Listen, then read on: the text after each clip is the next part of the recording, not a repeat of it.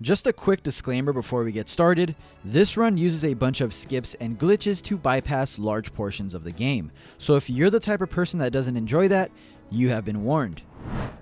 A few more things before we get started. I do want to mention that I'm playing on a New Game Plus save file. As you can see, this was my last attempt to get under an hour. Came in at an hour and 52 seconds, although I think my actual time was actually an hour and 16 seconds. However, it took me a little while to actually save the game. And I also want to mention that I'm playing on a base PS5 as my console. So with all that out of the way, let's get started here.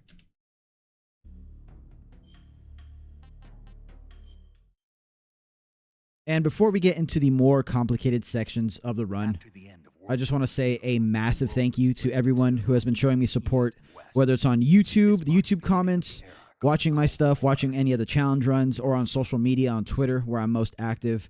I've had a lot of really nice comments, a bunch of people telling me that they've gotten their FOXHOUND rank because of me and my guide, or that they really enjoyed any of the challenge runs, the gold camo, the white tuxedo, or the croc suit. So I really do appreciate all the support on the channel lately. It really does mean a lot. As we get started here, pretty standard stuff. We're just going to get our pack from the tree here.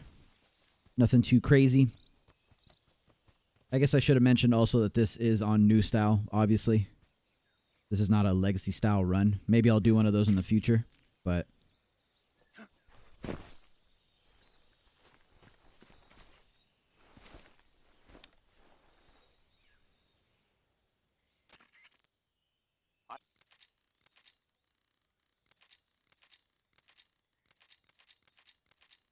Now, another thing that I know a lot of people, I guess, get annoyed by is the amount of rolling in this game. Unfortunately, it joins the pantheon of games in which rolling is actually faster than just normal walking, traversing normally. So if you're one of those people that is super sensitive about the rolling, I apologize, but there's really nothing I can do. It does save an insane amount of time. And this roll here, in particular, I kind of messed up a little bit. Kind of got stuck in the mud there for a step or two, but little stuff like that didn't really break the run. It was more so figuring out how to save, larger chunks of time. So initially, when I first tried this, I got an hour and 11 minutes.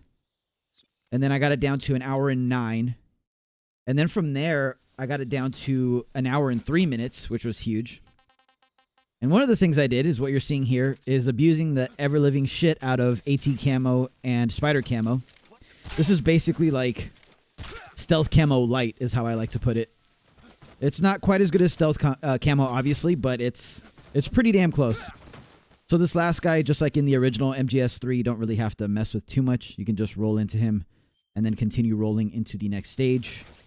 Here, once again, spider camo with AT camouflage. Knock that guy out. And then we actually get super close to this guy here, these two guys. So as you can see here, I'm just going to pause it for just a second. The reason why I'm able to get so close is, yes, AT camo and spider camo, but this guy is also looking off into the distance here. So by the time he hears my footsteps, I'm already going to be rolling into him and his partner here. So we'll see that now.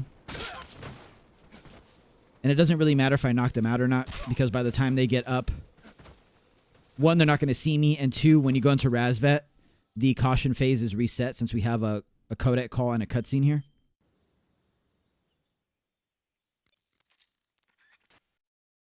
Now, Rassvet's going to be more of the same. If you want to look down at my stamina, you can see that I have just enough to get me through the Virtuous Mission here.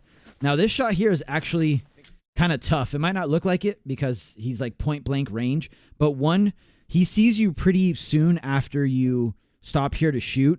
And two, since my stamina is so low, once your stamina drops below half, Snake's hands are actually super shaky in first-person view. So it's not a guaranteed shot here, even though I'm literally probably less than 5 feet away from him. So this was kind of a tough shot to pull off here. But once that guy's out, that's pretty much the entirety of the Virtuous Mission. So I'm pretty sure it clocks in around 3 minutes or so. Maybe just under 3 minutes. Obviously, we still have the rolling back to the bridge map and also the cure menu and all that where we have to cure Snake. But For all intents and purposes, that's pretty much the end of the Virtuous Mission. So abusing AT camo and spider camo just gets you through it super quickly.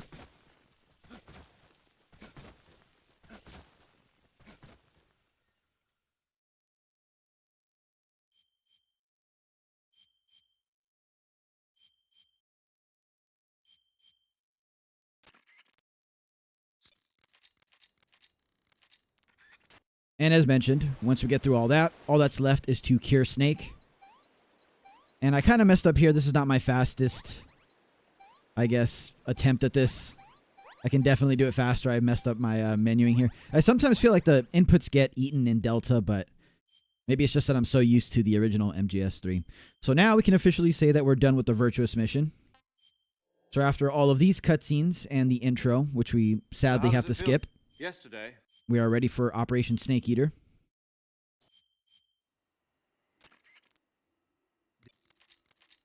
And these first 2 maps or so, there's really nothing going on. Just a whole lot of rolling. I don't know why, but the compass just annoys the hell out of me, so I unequip it as soon as I can. This map is more the same, just rolling. And then we trigger the cutscene with the boss here. And here's another place where I found that you could save a little bit of time. So usually you go on the right side of this first turn here. So it branches off. There's a right side here. Obviously, as most of you know, you can go this way. And that's the way that you usually do it. That's the way that I showed everyone how to do it in my guide. And I'm sure that's the way that most of you do it that are watching this. But again, if we abuse spider camo and AT camo, as you're about to see here in a second,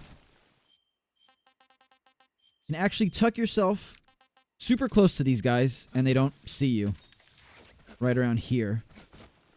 And that actually saves time since you're not going all the way around the right side. You're pretty much just, it's a straight shot into the bridge map here.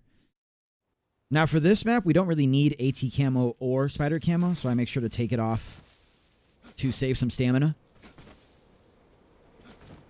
But that's pretty much the standard way to do it. You could do it even with gold camouflage, that little maneuver there.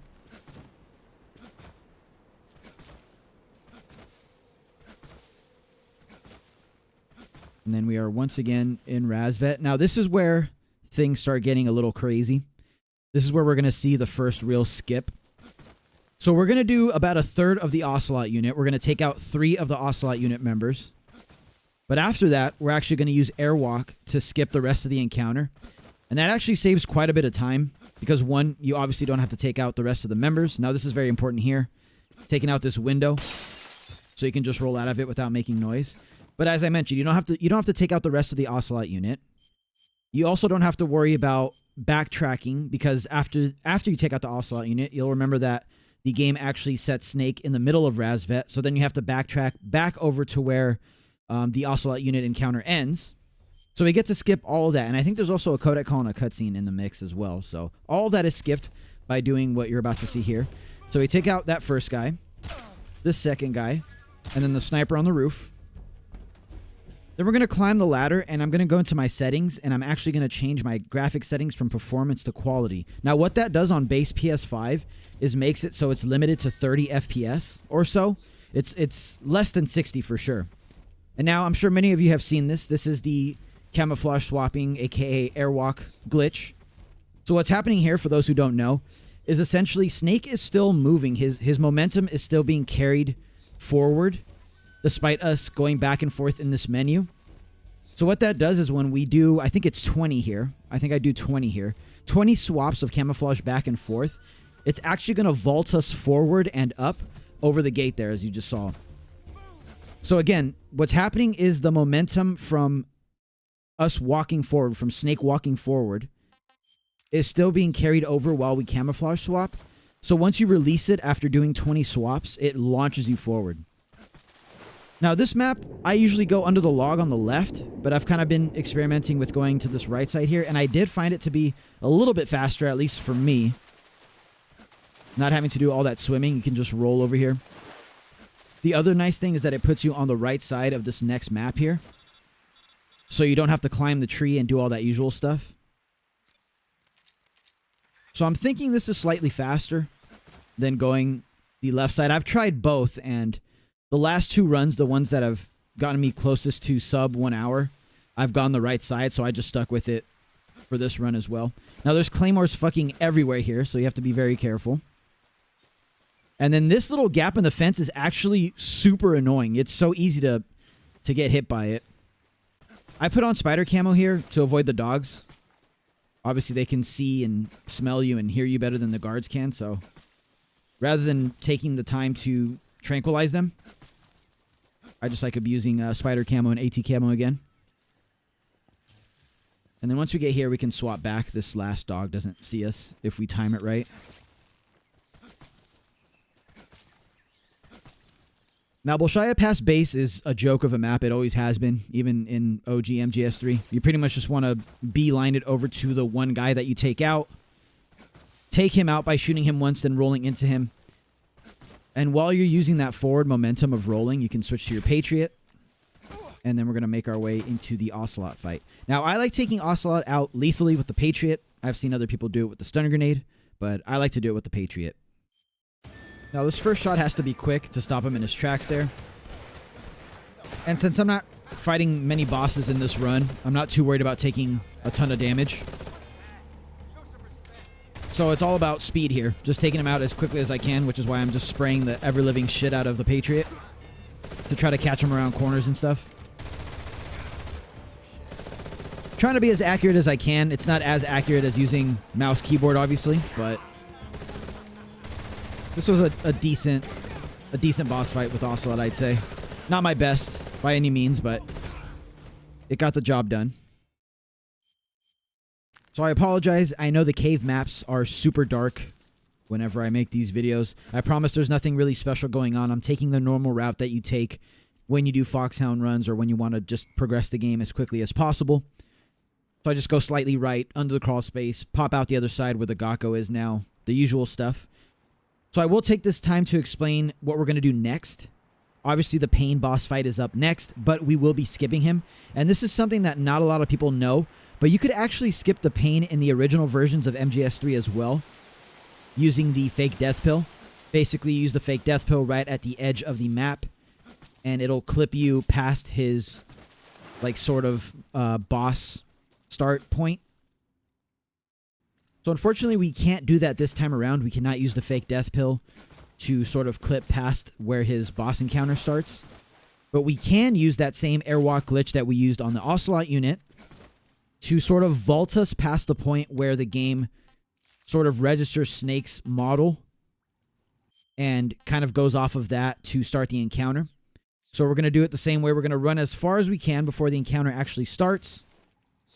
And then we're going to swap our camouflage 20 times. And you probably saw that I switched my game quality back to quality instead of performance, the same way that I did during the Ocelot unit.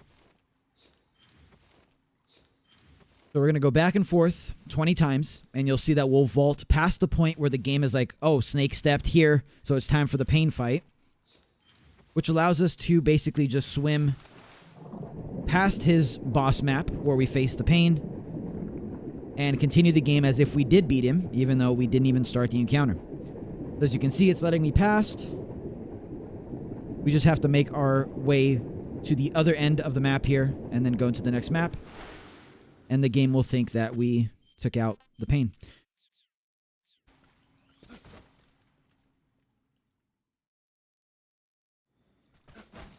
From here, nothing too special. Just want to keep roll spamming. We're going to get a cutscene here in just a second. And then we're going to continue rolling up this way.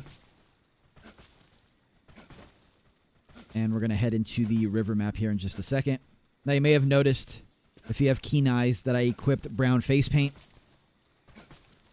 The reason why is obviously swimming past the Pain's little boss arena, I guess, or boss map. We have no stamina, so we would have to stop like every 3 seconds or so to get air. And the same thing in this map. Since we have no stamina from abusing spider camouflage, brown face paint kind of helps circumvent that, so we don't have to pop up every 2 seconds for air. I sort of just swim forward here, maybe slightly to the right. I do the same thing in OG MGS3. The only part where I deviate, you'll see it in just a second here. I reach this set of branches here, and then I go to the left, and I act like I'm going into the next map, just to get around the searchlight there. And then we can continue forward. Now, before we go into the next map, I do have to switch to animals camouflage because of my shaky hands. I got a few shots that need to be accurate here in this next map. So I have to make sure that I don't have shaky hands so I can pull them off. The first is going to be a non-lethal trank shot to this first guard here. And then we're going to switch to the Patriot and take out these barrels here. And that pretty much wipes everybody out. Does a little bit of damage to the end as well. Now, usually I swim over to the other dock area that you can kind of climb up on. But I've kind of been messing around and experimenting with going to this right side one here. And now this next portion is the big skip. It's the biggest skip that we're going to once again use airwalk. And we're going to actually vault over this wall here in front of us. And that's going to put us on the other side. You'll remember if you've played this game that there's a red door that's locked until you come back from the Krasnogorje maps, the lab and everything, after you fight the fear. This is going to skip all of that, and it's going to put us in that room with that door. Now, the thing is, we can't just simply go into the next map.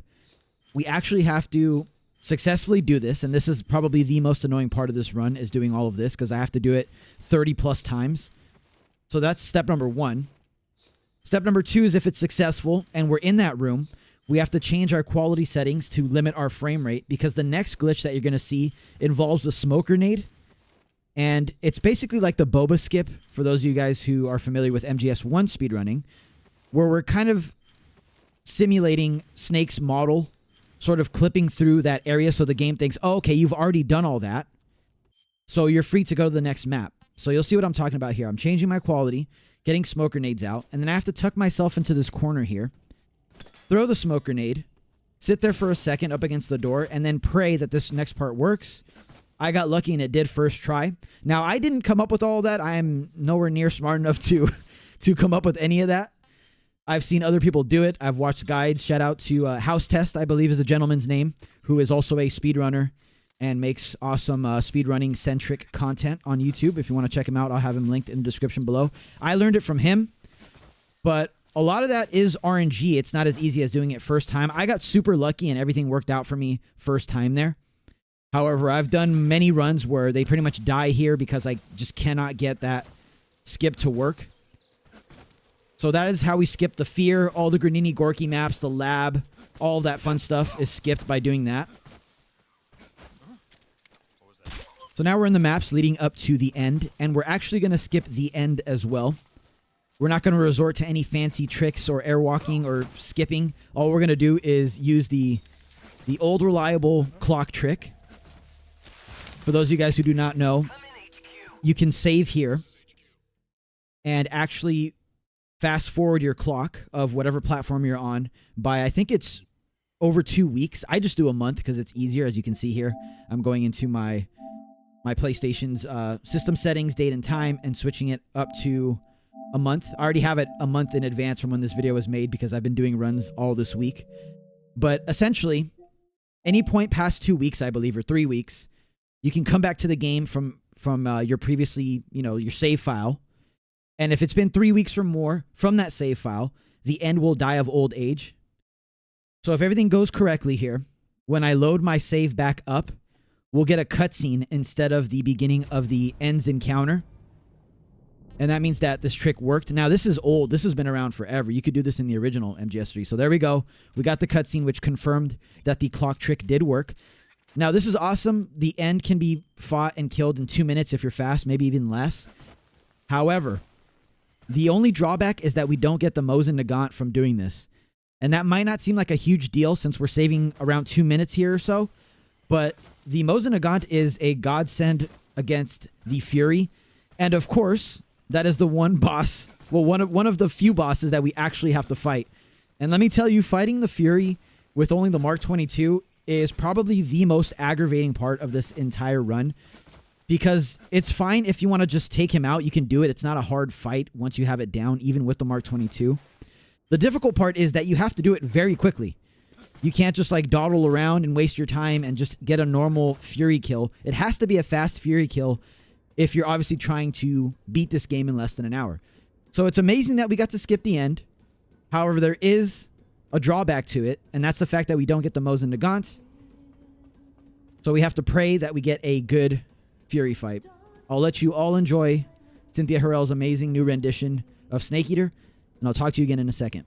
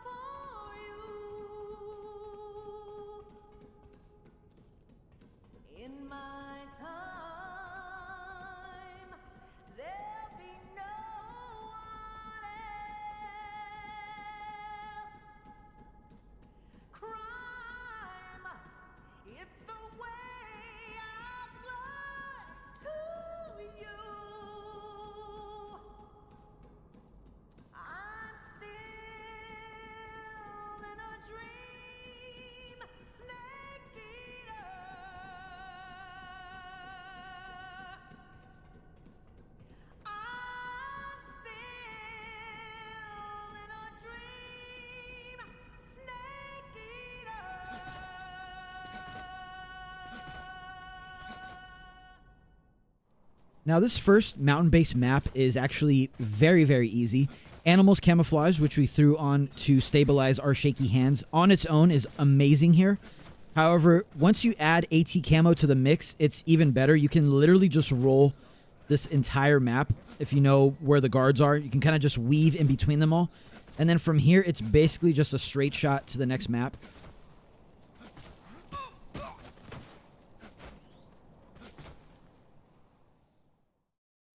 Now, this next map did require a little bit of trial and error here. So I kind of changed my tactics here to save a little bit of time. Usually, I tranquilize this guy over to the right. But I figured out if you crouch walk, you can actually make it past him without even having to stop. And then from here, the only guy we're going to mess with on this level is this one here right in front of us, because there's no way around him without him seeing us. And then we have one more guard that's actually facing us here because we're going so fast. But he can't see us if we time it just right. You'll see he was... I'll rewind it for you guys. He was actually facing away. You only have a split second or so to do this. But if you time it right, you can actually abuse that he's, you know, looking off into the distance here, enjoying the beautiful sights, I'm sure, on the mountains. And you can actually get the shot off here. But he turns around very quickly. So you have to be fast to get to this point and have him looking away. As you can see, he was already turning toward me there. From here, I also like to tranquilize this guy to the left by shooting him and then rolling into him. But I figured out just shooting him distracts him enough to where I can slip by so I don't have to waste the time rolling into him. And then this guy, I missed a shot. I was experimenting with shooting him or not shooting him, and I got super lucky that despite me missing the shot, I was able to slip past him. Now, let me rewind a little bit for this next map. This map did require a ton of trial and error. So we have to make sure that this first guy sees us here. This guy that you can barely make out, but there's his head. He sees us as soon as we spawn, right? That allows us to crouch roll. Now, you can't fully roll while you're standing upright. You have to crouch roll over this way. And since this guy's distracted with seeing us at the beginning, we're able to slip past, just barely able to slip past, as you're able to see here in a second, before he turns around. And then there's one more guy we have to worry about. He's right here, as you can see. If you're too quick on at the beginning here of this map, this guy's going to be facing this way, and he's going to see us. So we have to stop here and actually stand tall and headshot him. Very annoying. I was trying to find a way to roll past him without having to stop and shoot, because obviously that takes time. But there was just no way I figured out to do it in time. That would take less time than actually just standing here and shooting him. As you can see, he was already starting to turn around, but it's still slower if I wait for him to turn around fully, rather than just shooting him there. This part's pretty easy. These guys see us, but we're not close enough to them to where they actually spot us. So we're free to just continue to the next map here. You're going to see me do this a lot, by the way, now, is checking my time because I'm absolutely paranoid about everything. So I have my old runs obviously saved, and I have screenshots of each, well, not each, but the important maps that I want to keep track of my time. So what I was doing there is obviously, one, checking my time, and the timer does stop when you're in that pause menu. So I'm able to stop, check my time where I'm at now relative to where I was in any of my past runs. So that's what I'm doing. If you see me bring up the records and titles menu, it's because I'm comparing where I'm at in terms of time to my old runs. Now, picking up those noodles there is crucial for later on. We absolutely need to pick those up there. And now this map is super easy. Once again, animals camo plus AT camo is just the most broken thing in the game other than spider camo. So we're able to just freely roll and proceed to the Groznyj Grad underground tunnel map. Now, the hardest part about this map is just getting these rolls right, making sure we're not wasting any time. And I do, since I mentioned, only use the Mark 22 against the Fury here, so I want to make sure that I'm capped out in terms of ammunition. Now, I don't know any fancy skips to get past the Fury. If there are any, that would save me a huge headache. Because, as I mentioned, and I just messed up there if you noticed, wasted some time there. But I was attempting to take off my suppressor here. And I did. Watch closely here. Watch closely at my items. So I did take it off. Oops. However, you'll notice that I put it back on. I did it too fast. So I put my suppressor back on, which is now going to waste time when I start the actual encounter, because then I have to unequip it at the beginning here. So once again, this isn't a perfect run, but it was good enough, I guess. So the trick to this fight is just basically shooting him as quickly as you can. This is going to test your it's going to test your quick tactical reloading ability here. And once again, this was not a perfect fight by any means. This was not my best Fury fight by any means, but it got the job done. And once I get past this point in my runs, I kind of like breathe easy, because if I'm at a certain time when I get past this point, I have the confidence to then, like, you know, do the rest of the run. This is really where the runs die, for me at least. This boss is just RNG the boss. He always has been. He always will be. Regardless of what version of MGS3 you're playing, he is always a pain in the ass.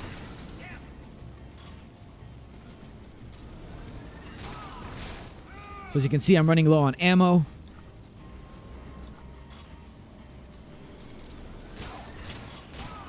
Since I knocked him off the stage, that's a big time loss. But the rest of the fight went okay. And we got lucky with where he landed here.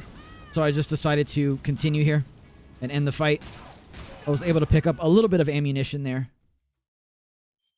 But once again, not a perfect fight, but it got the job done. So I'm going to pick up some more ammo here, another suppressor, even though I don't really need that extra suppressor. Spoilers, I guess. But since we skipped so much of the game and I'm not really shooting unless I absolutely have to, you don't really need that extra suppressor there. So this is the one point in the game where I eat the only meal that I need. And this is where the noodles that I mentioned earlier come in. It gives us full stamina. And that allows us to, once again, abuse the shit out of spider camo and AT camo. So I like to shoot this guy behind this guy here. That causes him to run behind us. And then I just run into him there. And the caution does remain in this next map. So this is actually one of the maps that I like to reload to reset the caution. So once again, autosave, abusing autosave, I don't care. I'm just happy I got under 1 hour. But yeah, so that resets caution phases by doing that. And this part's actually very easy. The hardest part is this headshot here, but we're so close that there's no bullet drop, essentially. Now here, we're doing a variation of what I usually do in my runs. I did a lot of trial and error here. So before, I would shoot at Rykov here. Let me rewind that so I can explain it here without rushing. So what I like to do here is actually, like I showed in my guide, shoot this guy here. And then we just run up the stairs, run this way, take out the guard that's patrolling this way, all that fun stuff. If you've seen my guide, you know what I'm talking about. The other thing that I've done in the past is actually fire a lethal round. That scares everybody in the map, including Rykov, which is right here. And he actually runs back into the room that has the alarm over here, or so. So he'll run over to the alarm, and that gives us time to sneak up, take him out, and then drag him back where he needs to be. However, I found that this method that I do here is faster. And so what I did first was actually shoot him in the body just to stop him in his tracks. And then I would run up to him, CQC him. That obviously knocks him out. And then I drag him from there. But getting the headshot here is so much faster because he's already knocked out by the time you get up there, obviously, from the headshot. So all you have to do is just drag him. You don't have to go up there, CQC him, wait for him to be knocked out, wait for the pickup animation, and then drag him. You can literally just pick him up once he's out. It's kind of a tough shot, especially since we're only at half stamina here. But if you're able to pull it off, it saves so much time. And this is from what I've tested. Again, this is not a perfect run. I'm pretty sure it's, you know, people have beaten this game faster than I have here. But this is the fastest method that I could come up with that doesn't waste a ton of time. So from here, obviously we just drag him back to the locker room, steal his uniform, and progress the game as usual.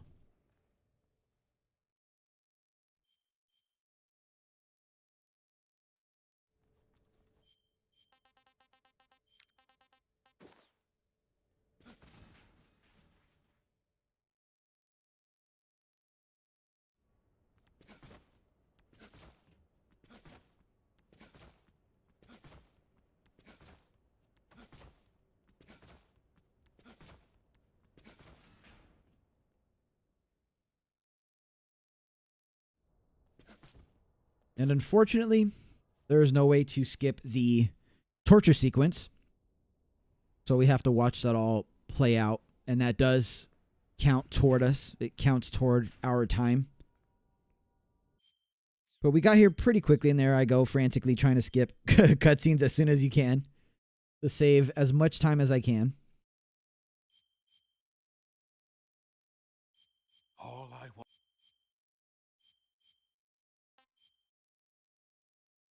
So from here, I'm going to turn down the game audio a little bit and fast forward just a bit. Nothing special going on here. There's no way to stop the damage. I'm sure a lot of you know the trick in original MGS3 where you could hold the item and weapon inventory to sort of negate the damage that Volgin does to us during the torture. There's no way to do that as far as I know. No one's discovered any way to do that, so we just have to sit here and let him abuse us. There we go. That's the end of the torture. I fast forwarded for you guys for the sake of the video. Now we're in the torture room. Pretty standard stuff here. I like to use the throw up method as soon as I can, as soon as I get the fake death pill and the tracker off of Snake. Just spin around 10 plus times. Johnny is just in line of sight to where he sees us throw up. We don't have to worry about picking up any food here. The main thing here is knocking Johnny out as soon as we can and picking up the smoke grenades that he drops for us once we pick up his body. If you've watched my guide, I do it a little bit differently. I either kick the rat in the cell with us or I wait for Johnny to throw food at us so we have something extra to throw in the next room. However, that obviously takes more time. So we're just going to use smoke grenades for everything here. We're going to waste one smoke grenade here to turn this first guy around. Once he's turned around, we're just going to roll to this guy. We're going to make him hear our footsteps, turn him around, and then we're just going to dive roll into the next map here. Now, if you've seen my guide, you know that I like to use 3 smoke grenades for the last Groznyj escape map. However, there is a way to only use 2. It's a bit more precise, but it does save time, and that's the name of the game here. That's what we're trying to do, is save time anywhere we can. And the method is pretty close to what you're all used to if you've watched my guide. It's pretty close. We're going to throw the first smoke grenade over to our left here. Then immediately throw this one to the right. And then we're just going to immediately book it past this other guy. And if we do everything right, no one should see us. Dog's asleep. Doesn't even wake up. And we are good to go.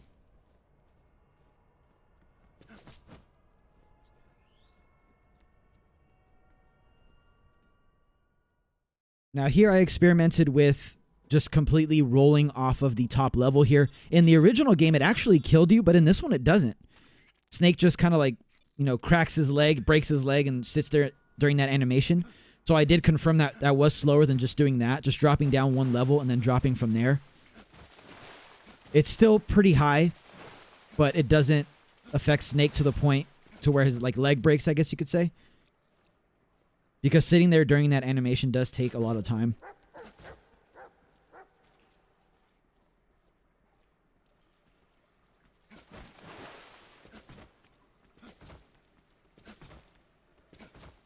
And from here, it's just rolling, trying to crawl at the right angle so we don't waste any time crawling through these little crawl spaces here. Still haven't figured out the best way to do that, but this way worked well enough. Now, something I haven't confirmed, I'm sure other people have, is whether the timer counts during the Sorrow encounter. Let me turn down the volume because his encounter is kind of loud. So in the original game, you could literally spend like 5 hours here if you wanted to. And this entire portion of the game doesn't count toward the in-game timer. It doesn't count towards your time at the end of the game during your scorecard. But I don't know if that's the case in Delta. So I just played it safe and did it the usual way where you just drown yourself basically.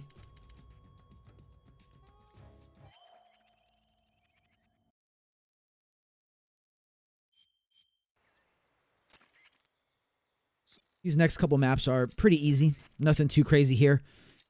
The most important part here for me is just making sure that I don't clip anything when I roll. These little things, I mean, they add up, but it's not really make or break for me, at least. This is more stuff that you want to worry about when you're trying to go for, like, you know, the world record. And you're just trying to shave off literally, like, milliseconds. It's the experimenting with different maps and boss fights that really shave down the time here. Speaking of which, one of them is Volgin. If you go back and watch my VOD from night 1, it's so embarrassing how bad I was that night compared to where I am now. Not that I'm like some expert, you know, at this point, but it's just crazy how practicing and like, you know, experimenting, just how much better you can play the game after putting in the hours. Anyway, continuing on, we have to pick up the cardboard box here at the end of this tunnel here. Once we do, we're free to reconfigure our items. Since our items are all jumbled up right now, we have the stuff that we had equipped during the torture sequence, like the fork and all that fun stuff. So we have to change all that around. Equip what we're going to use for the rest of the game. So we kind of have to plan ahead here what we're going to use.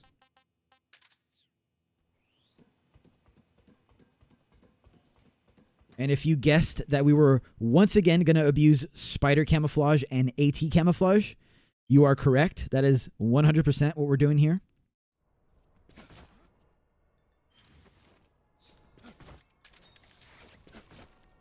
So we're just going to roll here all the way to the truck that we used to fast travel into the weapons hangar.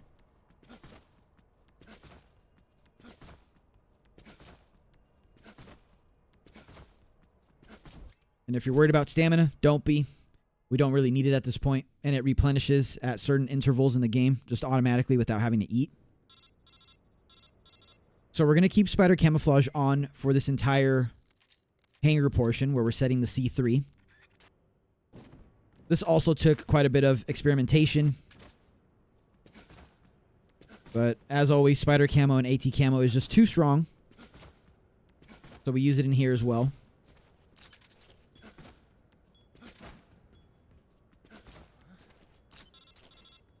Spider camo on its own is just amazing. But it's just the AT camo, as you're going to see here. I'm rolling right past this guy. And he doesn't see us. Really.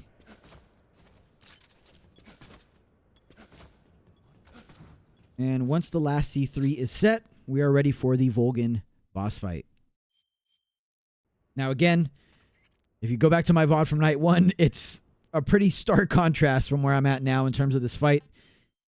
So I'm pretty proud of how quickly I was able to do this. There is an element of RNG with this fight, at least from what I've seen. And I'll explain it once we get there. So I like to open up, drop him down like you do in original MGS3. You got to wait for him to stand up just a bit, and then you can shoot him in the back. And you can see that takes quite a bit of his health here. Now here what I was doing, he's going to do his bolt attack where he like summons his bolt and he says, try to dodge this one, and then he shoots it at you. You want to bait that with a weapon, right? The way that you bait him is by having a weapon out. It doesn't matter which one. But that sort of baits him into using that move, which you're going to see here in a second. There you go. So as soon as you see that animation, you want to put your weapon away. Now what I did before was I would go over to him after dodging the bolt, obviously, and CQC him onto the ground, wait for him to get up, and then shoot him the same way that we did at the beginning of the fight. But I discovered that it's actually much faster if we just let him do his bolt, get behind him, and then shoot him without having to CQC slam him. Like, it's much, much, much, much faster to do it that way. Now this next part, you can dodge his first attack the same way as you could in the original game, just staying fully prone, crawling toward him. Now, the next thing, as soon as the attack goes off and you're safe, it's not going to hit you. You can go into crouch walking and then immediately mash the CQC button, and you're either going to counter him or you're just going to CQC slam him onto the ground. And that saves a lot of time. So this time we got the counter. Kind of unlucky. Not the best RNG. Now, this part here is where the RNG could either screw you or it could work in your favor. So when he's on the ground like this and he gets up, sometimes he puts on like a shield, like his lightning shield. And if he does that, you can't shoot him at all when he gets up on the back. You can't shoot his back at all. Luckily, he didn't put on his armor, his electrical armor. So I was able to get the shots off. Put your gun away. He's probably going to charge me here. He likes to do that. There we go. So you just counter. And now, once again, RNG could be in our favor here, or it could screw us over. Luckily, this time, again, really good RNG this time around. He didn't put on his armor this time either. And now we have one more round of SVD shots before we take him down. A little bit unlucky there. However, we got super lucky, and he didn't put on his armor this entire encounter. Now, I don't know if there's a reliable way to do that on command, basically, to stop him from putting on his armor. I've seen people experiment around with smoke grenades and stuff like that. I tried to do that as well, but nothing really worked other than just praying that RNG's on your side. So,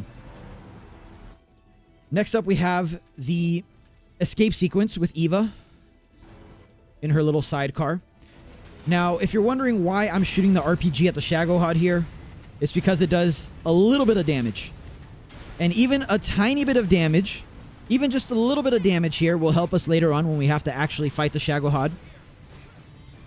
But the most important part here is obviously trying to mitigate as much damage as possible by tranquilizing these guards here.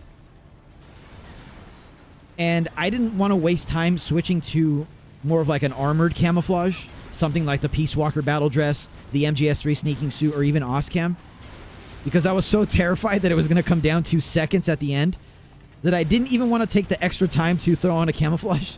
So that's why I'm rocking the old school olive drab here, which isn't the smartest idea because you get absolutely eviscerated in the next map and the following maps after that. But I was confident in my ability to take these guys out as I'm missing every shot here.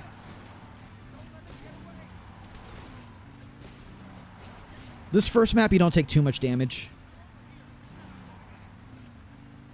But the next map especially is kind of brutal if you don't do it quick enough.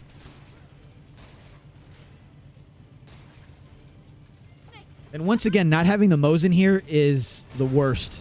The Mosin Nagant here, even in the original MGS3, is amazing. And it's even better in this game since you can shoot it over the shoulder.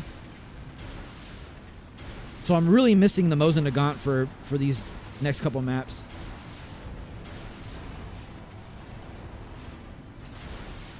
Once again, just trying to do a little bit of damage. As you can see at the top there, we've done a tiny bit of damage, but I'm telling you, even just that tiny bit, and we're going to have another opportunity to do some more damage in just a bit. But even that little bit of damage is going to help us in the end here.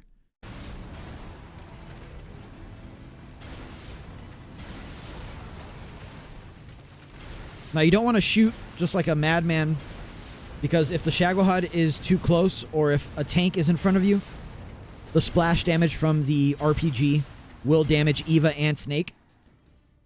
And since we're basically naked rocking our olive drab right now, we don't want that to happen, obviously. This map is just brutal. If I ever do this again, I will probably take the extra second or so to just put on a more defensive armor or camouflage, because it's rough. And this is even the hardest map. Most important thing here is just to do this as quickly as possible, so Eva takes off faster. As you can see, I'm already getting some damage on Snake here.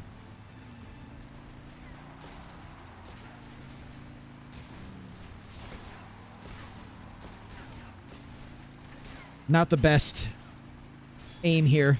Unfortunately, this wasted a little bit of time, since you have to take these guys out before you're able to progress. So if you're able to take them out in their original map on that side over there, that's obviously optimal, but what can you do? I'm also at about half health here. As you can see, it's kind of brutal. Managed to get that guy up there that sometimes shoots the RPG and it actually hits you. Not looking too good on health here, but not really much I can do other than just not miss. As you can see, we already have the red flashing blood effects, indicating that we are low health. So we're going to start the next map at super low health, but we're quick enough here. We can minimize the amount of damage that we take from these guys here. And our stamina is high enough to where our health recovery is decent. So took those guys out with decent speed, so we're able to get a little bit of health back here. Managed to snipe these guys from long range. All those years of playing Ground Zeroes finally paid off.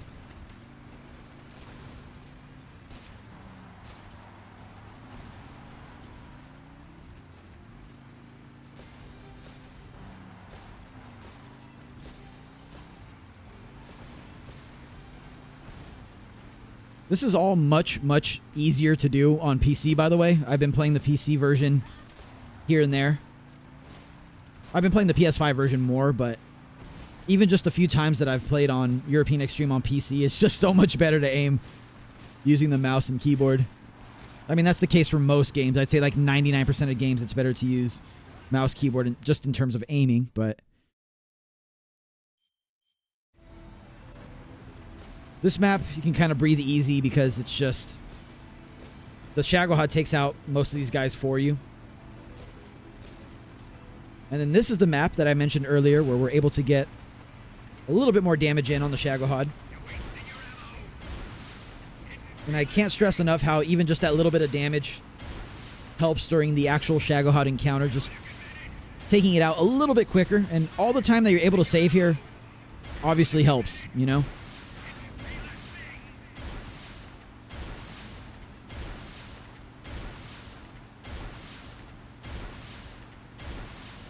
Just really good tactical reload practice as well.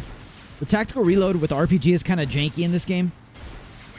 There's like a little bit of a delay, I've noticed, but just very good practice for it. As you can see, we're slowly chipping away a little bit of damage. Nothing major, but chipping away slowly.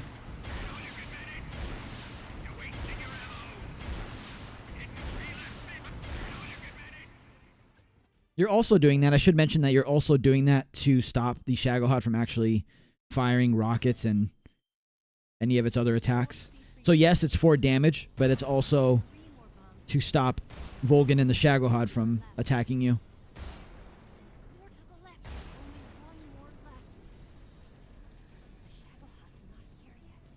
And speaking of the Shagohod, we have the next two encounters with the Shagohod coming up after this small rail bridge section.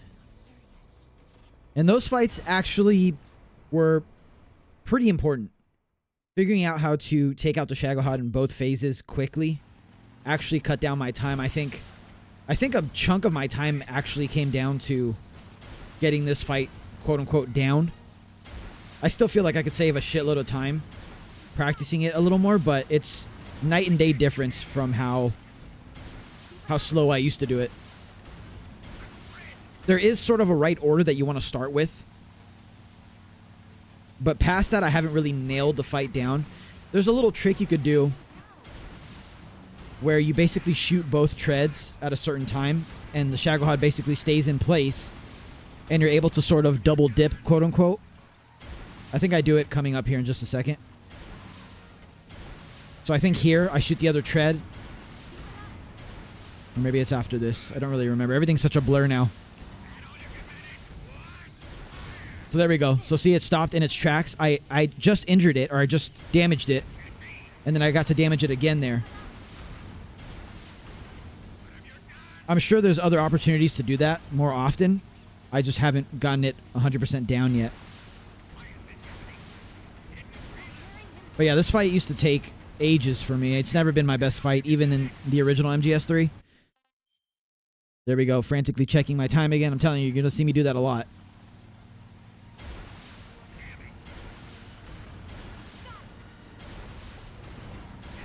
So I think I do it again here, maybe? Yeah, there we go. So I kept it in its place, and this is going to end the encounter. So not the best, but way faster than I used to do it, for sure. This second phase I kind of always had down. It's very similar to MGS3, but small differences, like he charges you and stuff now. And again, another part of the game where I'm missing my Mosin Nagant for sure. This is another part where it just does absolute work against Volgin here, but sadly with the strategies and the glitches and the skips that I elected to use here, we cannot use it. So we just have to rely on the old Mark 22. This is all about timing when the health bar for Volgin goes from black, as you can see there, to white. So I'm guessing that it's going to happen there right when I shoot. And I kind of have this timing down, as I said. This fight I'm usually not worried about. It's the first phase of the Shagohod fight that I'm usually like, it needs to be quicker. Checking my time again.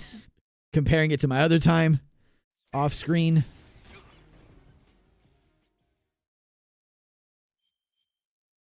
And now we have not the hardest escape sequence. I think the map after this is actually much harder.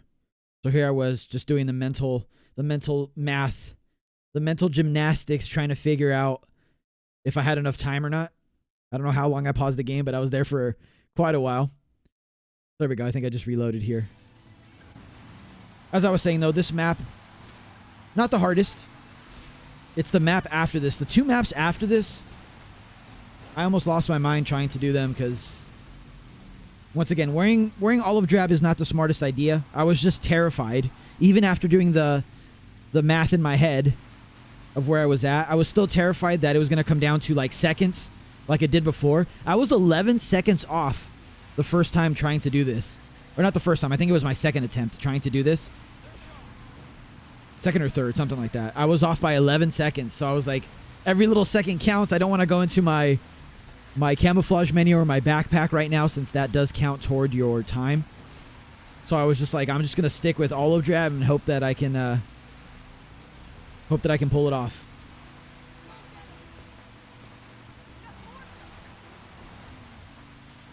And if you see me pointing down at the ground, it's something that I'm just used to doing during this section because of the old game. You got a little bit better performance in the HD collection and the Legacy collection, I think, by extension, by looking down or looking up at the sky. I think it also works in the original game as well. This part has historically never had the best performance. Delta's no exception. As you can see, it's kind of choppy at times. I don't know if that saves time at all. It probably doesn't, but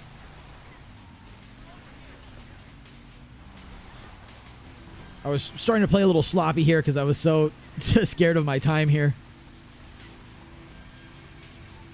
As you can see, we're almost half health again, which is not good, and it's going to get worse. I promise you, it's going to get worse. Spoilers.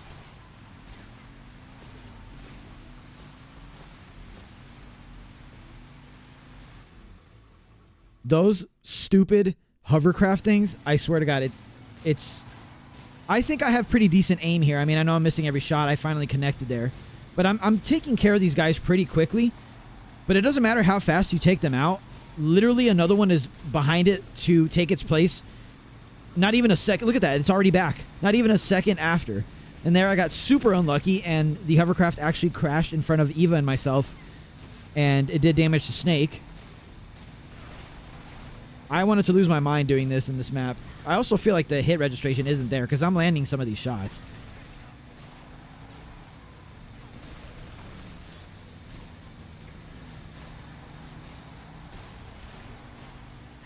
Like, I'm taking these guys out pretty damn quickly, I'd say. Faster than average. There we go again. I got screwed over by RNG once again. And now my health is dangerously low. We see the red flashing silhouette on the screen there. And then, as most of you know, we have the log portion coming up. So I have to take out the log quick enough to where these guys aren't going to shoot me. So I decided to sort of ignore the log for as long as I could and try to take these guys out. But it's rough. This part was definitely rough.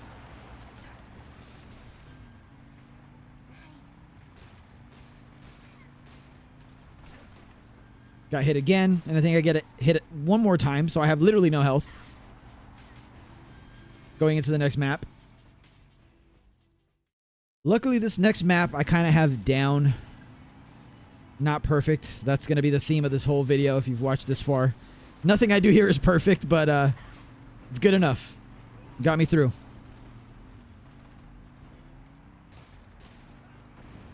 And I should mention that I wanted to do this run. It was one of my main goals to get FOXHOUND rank in under an hour. It's kind of a goal that I set for myself a while ago. But I wanted to do it now because I think that the airwalking glitch, what you saw me do to skip the Ocelot unit, the pain, the fear, and all of that, that glitch I think is going to get patched. Whenever the next major patches, like not just like small like bug fixes or performance fixes, like the next major patch, which might actually include performance issues, that is a big deal. But whenever that happens, I do fully expect them to disable the momentum that you have when you camouflage swap. So I thought, why not do it now? Why not practice now? Why not try to do this now before they patch it? So I always have it uploaded that I actually did it. But I think in the future, if I do decide to speedrun more or challenge myself, I'm just going to do like all bosses glitchless. Glitches are cool and everything, and the skips are cool, and it's definitely the only way I could have done this in under an hour. But I do want to challenge myself in other ways, fighting all the bosses and all that fun stuff. So here we are again, checking the time. At this point, I was like, okay, I'm a whole minute and some change under my other time. And I forgot to mention, but actually for a lot of this run, for I'd say the first third of it, or no, maybe like the first half of it, I was actually overtime by like 16 seconds. So I was about to give up on this run, but I said, no, I know there's a lot of time I can save in these in like the last third of the game where we're at now. So let me just try to get the practice in. Let me try to continue. Let's see what I can do against the boss. Let's see what I can do with these escort maps with Eva. And so I'm glad, obviously, that I stuck with it because I was able to shave off quite a bit of time. But at this point in the game, I want to say that I was already a minute and maybe like 12 seconds under my last run. So I kind of was like, all right, unless I just royally mess something up here, I should be good. I should be okay here. So the escort section, if you've watched my guide or if you've watched anybody play, it's just going to be standard stuff for this first map. Keep Eva away from the patrolling guards. I've tried so many times to get Eva to go in between this next tree here and the sort of like rock wall to the left, but it wastes more time trying to get her in there than you would actually save if she did go through there. So I just have her go the long way around the two trees there. Down here.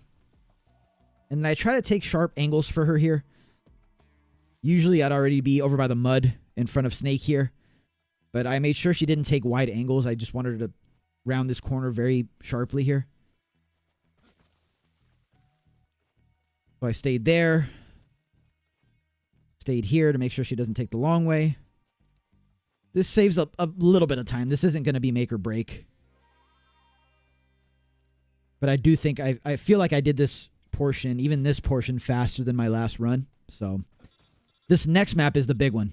This next map, I just sat here for hours just on this map trying to figure out a faster route. And what I came up with was more AT camo. So I like to feed her here, and that's the only time I'm going to feed her.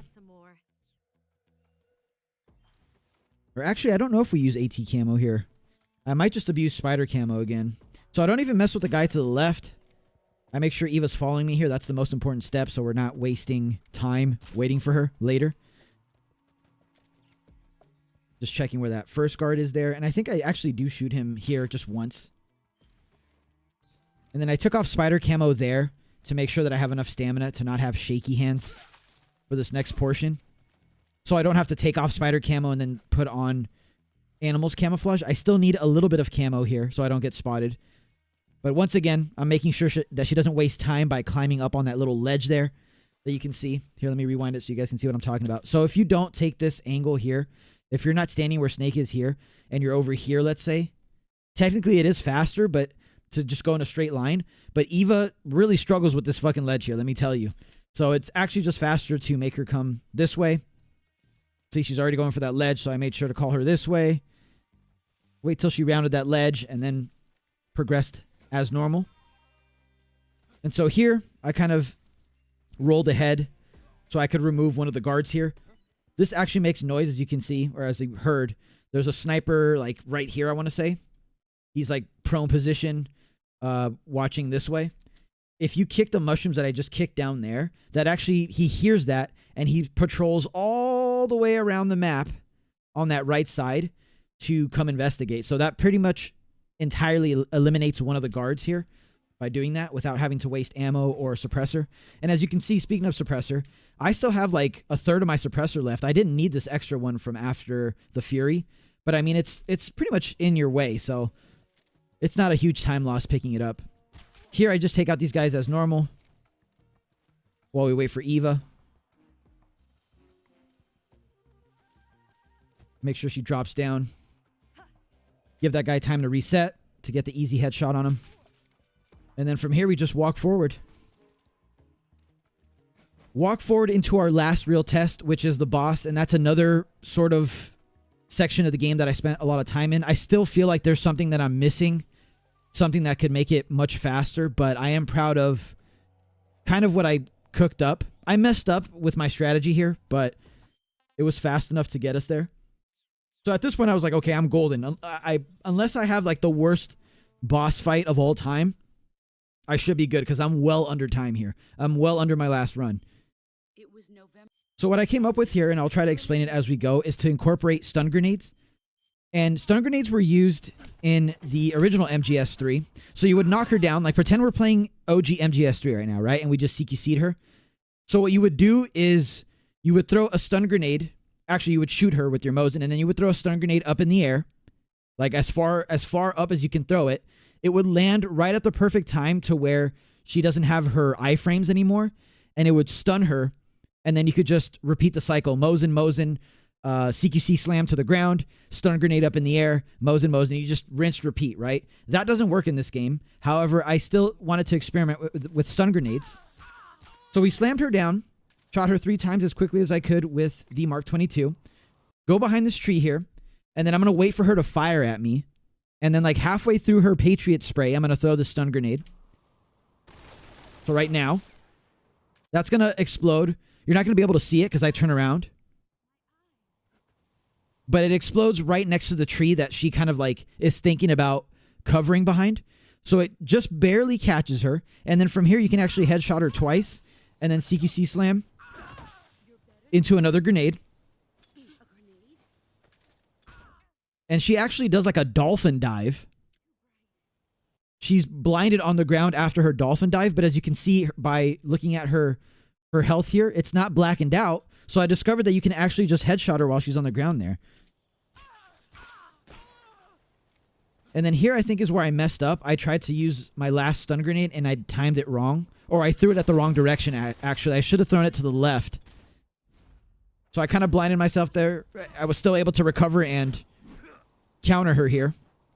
And this is the double counter since we have her under half stamina. And then from here, we don't have any more stun grenades, unfortunately, and I didn't want to take the time to switch to grenade camo. So I just fought her normally, I should say. I guess you could say. And then from here, I was trying to snag her. At this point, my heart was pounding because I checked my time. I was only able to get 1 shot. However, I wasn't really trying to shoot her consecutively to do stamina damage. I was more so trying to do what I just did there, kind of call attention to Snake so she would double back and not run away and waste more time. I wanted her to actually run at me and attack me so I could counter her and finish off the encounter. So I got lucky and I did get one shot in there. That caused her to turn around. And then we got the last counter. And that was just enough to take her out. So that basically, for all intents and purposes, is the run. That basically is when you lose control of Snake until you have to fight. Well, until you have to shoot her in this section of the game. And then you have to do the whole Ocelot encounter on the plane. But that's pretty much the run. I mean, it's just this little cutscene. And I'm pretty sure this counts toward your time. So I was sweating here. I was absolutely sweating while this was happening. But I kind of knew by my time that I was so under my last time that I kind of knew, okay, I should be under an hour here. So let me fast forward this. Again, this is all counting toward my time, ticking away. All my time that I saved is just ticking away. So obviously very sad. We take her out, skip all the cutscenes. I was literally like mashing the shit out of the options button, trying to skip these cutscenes. And then here I was like I was playing paintball, man, with the R2 button, just firing away at that R2 button on my DualSense, trying to fire this round off as quickly as possible. Skip these cutscenes as quickly as possible. My poor DualSense. I'm probably going to need a new one. And then at this point, all that was left was a few more cutscenes, skipping the credits, skipping the Ocelot conversation. And there you have it. 59 minutes, 14 seconds. Definitely could have gotten around 58:40 or something, or 58:50, but I'm not going to complain. If you made it this far, thank you so much for watching. I really do appreciate all the support. It really does mean a lot to me. Hopefully you enjoyed the run. Hopefully you enjoyed the commentary. Super happy with this run. Super happy that I was able to do it. I will see you all in the next one.